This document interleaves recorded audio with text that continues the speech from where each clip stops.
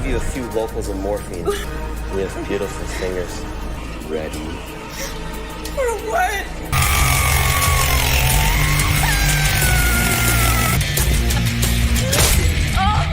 Hai guys, by the way, gimana nih kabar kalian semua? Di video kali ini saya akan kembali menemani waktu luang kalian lagi dengan membahas sekaligus menceritakan sebuah film yang benar-benar ekstrim dengan judul No Solicitors yang pernah dirilis pada tahun 2015 lalu. Film ini sendiri ternyata mengangkat kisah tentang penjualan organ tubuh manusia alias human trafficking yang dilakukan oleh sebuah keluarga cemara di Amerika Serikat sana. Dan yang lebih mengejutkannya lagi adalah bisnis ini ternyata bukan dilakukan oleh keluarga tersebut saja, melainkan ada beberapa instansi pemerintah yang ikut serta dalam bisnis pasar gelap tersebut. Nah loh, so gimana kisahnya? Oke, daripada kalian penasaran, mendingan kita langsung aja yuk ke alur cerita filmnya.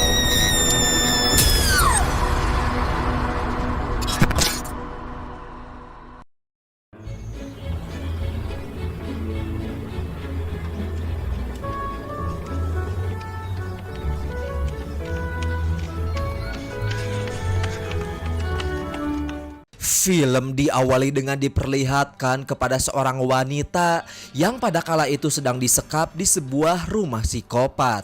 Dan meskipun si wanita terus memohon untuk dilepaskan, sang psikopat tersebut malah menghiraukan teriakan si wanita dan terus saja memotong-motong bagian tubuhnya.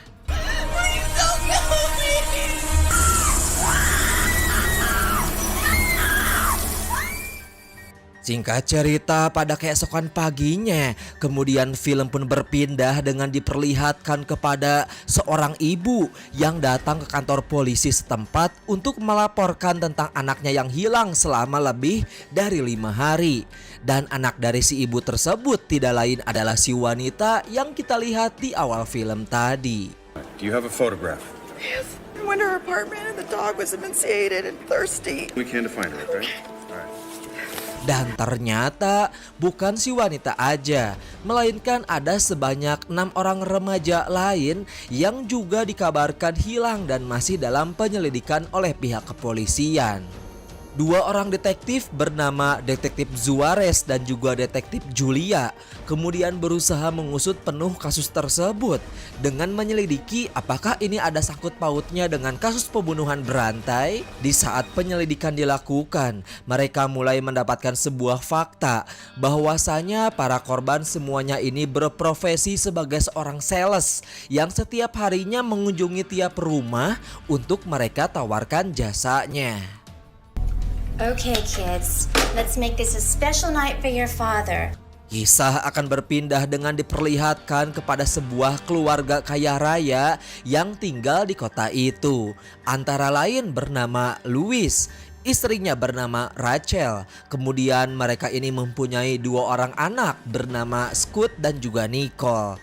Dan dari sini sebuah fakta menarik pun mulai terungkap bahwa sebenarnya keluarga cemara ini adalah dalang di balik menghilangnya orang-orang itu dengan tujuan untuk menjual organ tubuh mereka secara ilegal, termasuk memakan daging para korbannya untuk dijadikan stok bahan makanan mereka. What'd you just say? Said, fuck. Lalu untuk menghilangkan jejak pembunuhan, mereka akan sengaja menghancurkan serta menghaluskan tulang-tulang dari para korbannya menggunakan sebuah mesin penggiling. Kemudian dilanjut dengan menjadikan sisa-sisa halusan tulang tersebut untuk dijadikan pupuk tanaman. Jadi dapat kita pastikan bahwa keluarga Louis ini adalah keluarga psikopat kanibal yang menjalankan bisnis secara profesional. This is the organ donor that was Dan requested. yang paling parahnya Order lagi number- adalah pihak rumah sakit pun ternyata sudah bekerja sama dengan keluarga itu. We've done everything that we can. Please say this isn't happening to me. There is a couple in need of a heart for their son. Great. Mom, it looks like you're gonna get that new dress. Kemudian film pun kembali berpindah dengan diperlihatkan kepada seorang sales makelar rumah bernama Mindy yang mendapatkan tugas dari sang atasan untuk berkeliling mencari rumah para penduduk yang mau dijual. Okay, neighborhood. How are our honeymoon plans coming along? Sampai pada akhirnya Mindy mulai tertarik kepada salah satu rumah penduduk dengan memiliki desain yang sangat minimalis namun terlihat estetik dengan berniat akan membujuk si pemilik rumah agar mau dijual. May I help you? Namun ternyata dia ini salah rumah. Rumah tersebut tidak lain adalah milik keluarga psikopat kanibal. Mindy, this is my sister, Nicole. Dia kemudian langsung menyambut Mindy sambil mengajak dia masuk ke dalam rumah. Bahkan para keluarga psikopat itu dengan baik hati menawarkan Mindy agar ikut makan malam bersama. Actually, no. And my boss has no clue where I am. It's a really cool job. Karena tidak tahu bahwa keluarga Scoot adalah keluarga psikopat, Mindy memilih untuk menerima tawaran mereka. Boy, that dinner smells delicious. Pada malam harinya, Louis yang baru saja pulang kerja pun datang dan ikut makan malam bersama dengan mereka. Oh, this smells delicious. What kind of meat is it?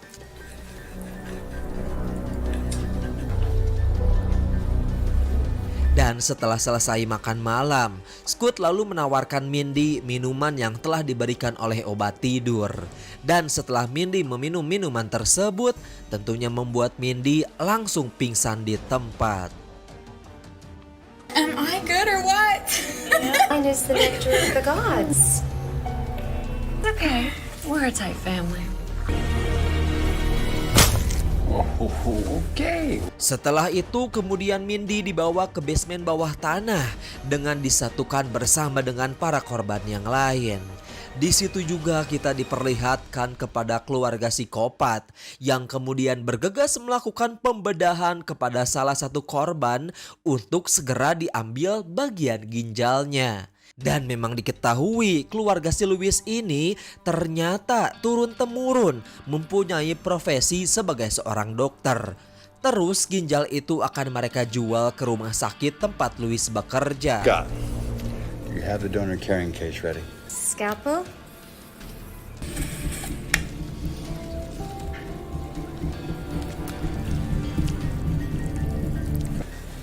Make arrangements for the delivery.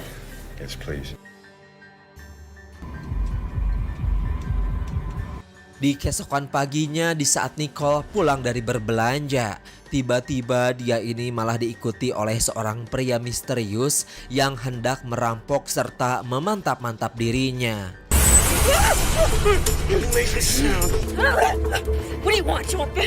Namun karena Nicole adalah seorang psikopat berbahaya, dengan mudah dapat berhasil mengalihkan perhatian si perampok dan ketika lengah, tanpa banyak basa-basi si perampok itu pun langsung dia bunuh.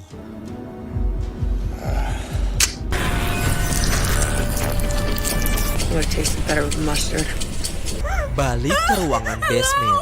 Ketika Mindy terbangun, para korban lain lalu menjelaskan kepada Mindy bahwa sekarang mereka sedang disekap oleh para keluarga psikopat kanibal dan tinggal menunggu waktu sampai organ tubuh mereka diambil satu persatu. Awalnya Mindy tidak percaya dengan bualan barusan. Namun setelah melihat bagian tangan dan juga kaki mereka yang sudah buntung, dia pun langsung percaya. I'm confused. What is it they want from us? Kidneys, lungs, heart, anything they can sell on the black market. Ha! Beat you! Tidak lama kemudian, Scoot dan juga Nicole pun datang ke ruangan basement untuk bersiap memotong kaki Mindy agar tidak bisa melarikan diri, sama seperti korban yang lain. Now I'm gonna give you a few vocals of morphine. We have beautiful singers. Ready? For what?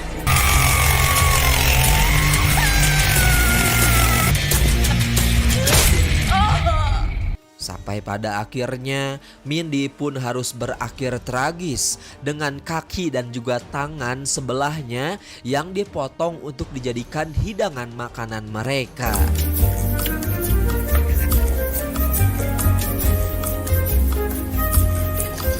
Nicole, please take care of the actors. Sementara itu di kantor polisi, Detektif Juarez dan Julia tiba-tiba mendapatkan laporan tentang sebuah penemuan mayat yang telah tewas di sebuah komplek perumahan kaya raya. Yaitu tidak lain adalah mayat dari si perampok yang sebelum dibunuh oleh Nicole.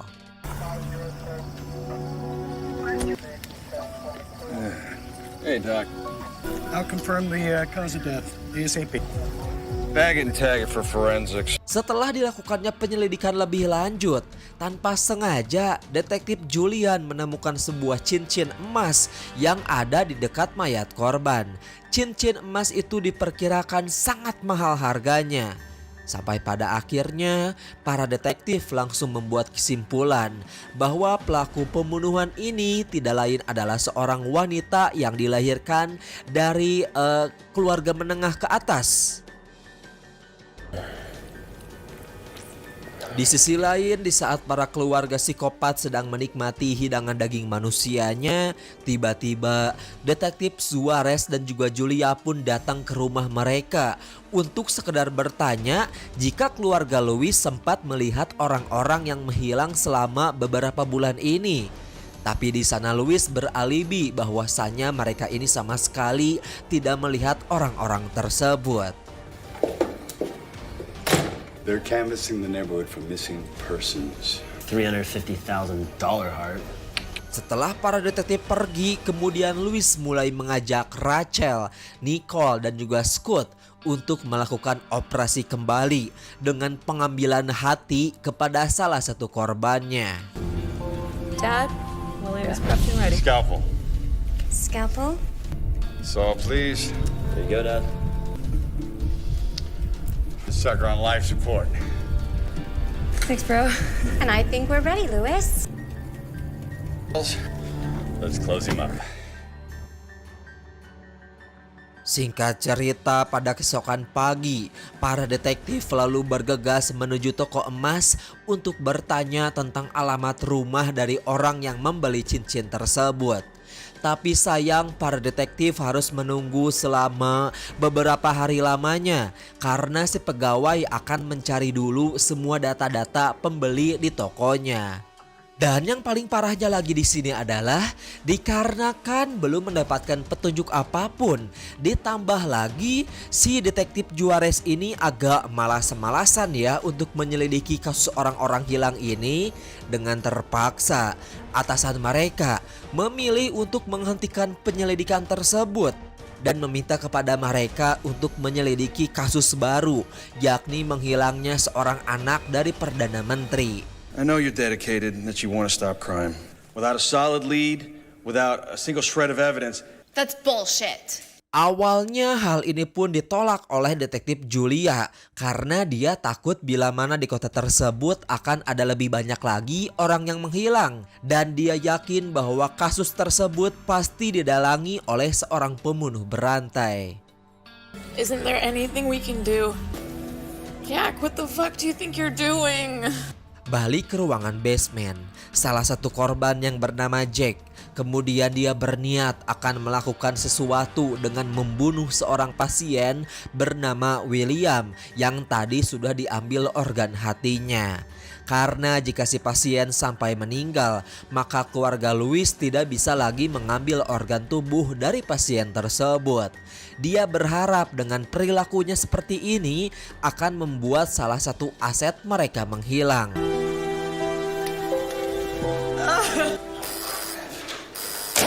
Namun setelah mengetahui bahwa salah satu asetnya itu sudah dirusak, Nicole dan juga Scott kemudian langsung marah besar.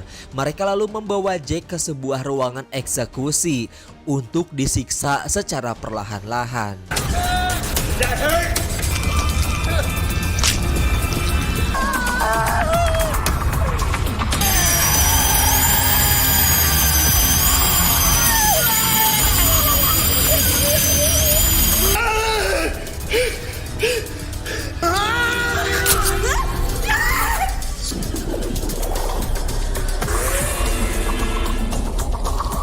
selesai dengan memotong bagian kakinya, tangannya, dan memakan bagian mata Jake secara mentah-mentah.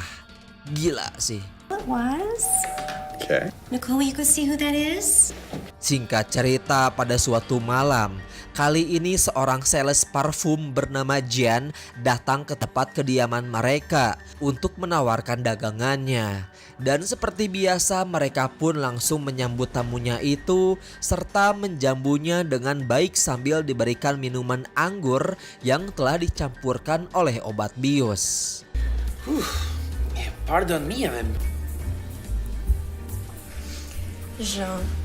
Sampai pada akhirnya Jian pun harus berakhir tidak sadarkan diri dengan dibawa ke basement bawah tanah lagi untuk segera diambil bagian organ tubuhnya. Jean. Setelah selesai memotong bagian kedua kaki Jen, di sana Mindy bersama dengan salah satu korban lain sempat memohon kepada para psikopat agar mereka segera dilepaskan.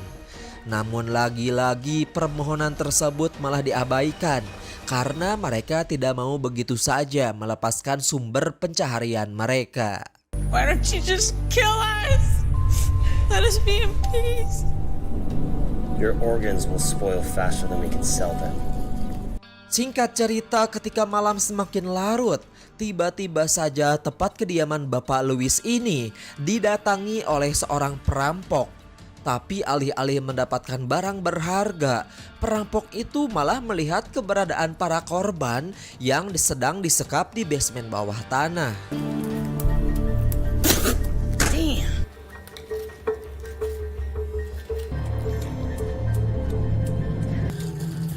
Please don't be scared. I don't know what's going on here, but all I came here for was to rob these people. Please help us get out of here. I'll explain Lalu everything to Nicole you yang and the melihat cops. keberadaan si perampok tersebut langsung menyerangnya dari belakang. Namun untungnya si perampok itu pun langsung melarikan diri. Oh shit! Hal itu membuat Nicole mulai merasa cemas karena takut jika si perampok akan melaporkan kejadian ini kepada polisi tentang penculikan yang telah mereka lakukan. Namun Louis, Rachel dan juga Scott malah tidak panik sama sekali karena mereka yakin bahwa semuanya akan aman terkendali. Nah lah kok bisa? Me too. Suarez, Hello, I want to report a burglar in my neighborhood. thank you very much for calling it in. We'll be sure to send someone by as quickly as we can. Dan benar saja ketika si perampok menelepon pihak kepolisian, Detektif Juarez malah menghiraukan laporan tersebut seolah tidak terjadi apa-apa. How's that, Mom? Singkat cerita, para keluarga pun mulai menyajikan hidangan makan malam untuk menyambut sepupu dari Louis.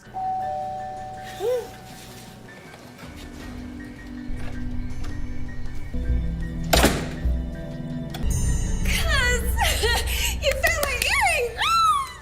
Thank you. Dan ternyata sepupu yang dimaksud tidak lain adalah Detektif Juarez. Dan selama ini Detektif Juarez adalah orang yang sudah melindungi keluarga Louis, termasuk membantu mereka agar tidak dicurigai oleh pihak kepolisian. This is the organ donor that... Selain itu, pihak rumah sakit juga ternyata sudah bekerja sama dengan mereka. Terus alasan tentang ditutupnya kasus orang-orang hilang sebelumnya ternyata bukan keputusan dari atasannya, melainkan rencana dari Detektif Juarez sendiri untuk menutup secara paksa kasus tersebut. Bahkan di situ Juarez juga mulai memberikan cincin emas Nicole yang sebelumnya menjadi barang bukti, termasuk berjanji akan membereskan si perampok yang pernah datang ke tempat kediaman Louis tempo hari. And I'll call my brother's moving company and make sure they do all the heavy lifting. What about all the sallables? Well, we won't take any more business. Sehingga di akhir film setelah membunuh serta mengambil seluruh organ tubuh Jean dan juga Mindy, lalu kita diperlihatkan kepada para psikopat yang memutuskan untuk pindah ke kota lain dengan kembali memulai bisnis ilegalnya itu dengan mencari mangsa baru di sana. Sampai pada akhirnya film ini pun selesai. Ending yang benar-benar mengesalkan.